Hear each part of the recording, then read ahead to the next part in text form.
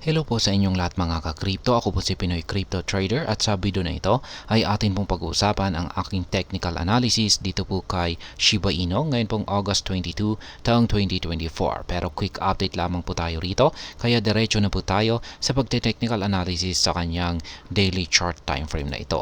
At ayan po, nakikita po natin dito ang triangle pattern ni Shiba Inu. Isa po itong descending triangle pattern. At pagdating po sa mga ganitong pattern ay mataas po ang posibilidad na dito sa upper portion nito makakaranas ng breakout. At kung pang nangyari po yan ay yan po ay isang bullish breakout. Kaya mapapansin po natin na nagpapatuloy na po sa pag-angat sa presyo itong si Shiba Inu dulot po ng kanyang naranasang bullish breakout sa kanyang pattern na ito. At ayan, maganda na rin po yung ipinapakita ng ating Hall Sweet Indicator. Ito po yan, yung ating Hall Sweet Indicator at ito po yung kanyang kasalukuyang pangangatawan.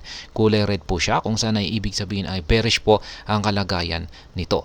Pero pagdating po rito sa kanyang dulong bahagi na ito ay mapapansin po natin na lumiliit yung kanyang sukat. Ibig pong sabihin ay nanghihina na po ang kanyang bearish momentum. Ibig sabihin ay posible na pong mag-take over ang pwersa ng mga bulls. At kung pag nangyari po yan ay diretso na po ang mararanasang pag-angat ng presyo ni Shiba Inu.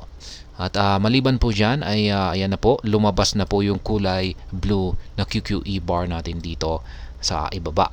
Kung nagpatuloy po na mga kulay blue na QQE bars ang mabubuo sa mga paparating na araw ay masasabi kong tuloy na ang pag-angat ng market price ni SHIB.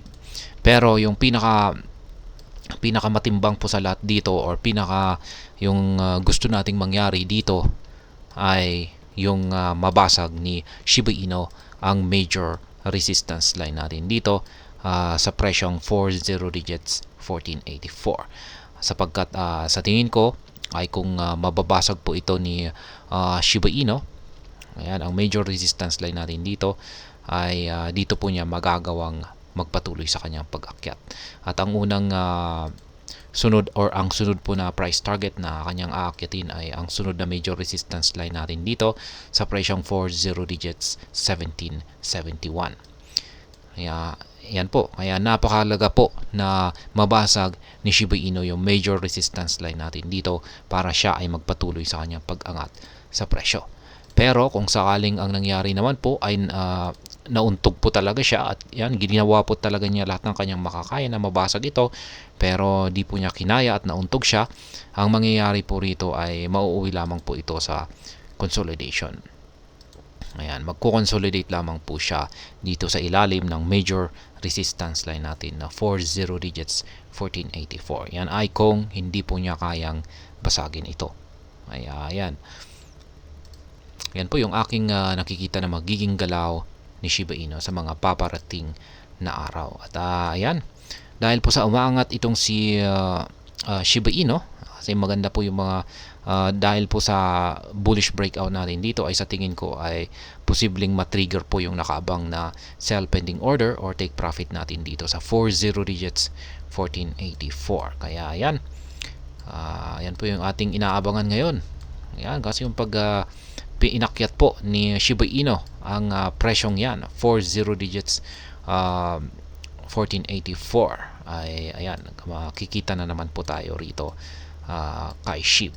Kaya yan po yung ating inaabangan or inaasahan po natin na mangyari sa mga paparating na araw dito kay Shiba Inu.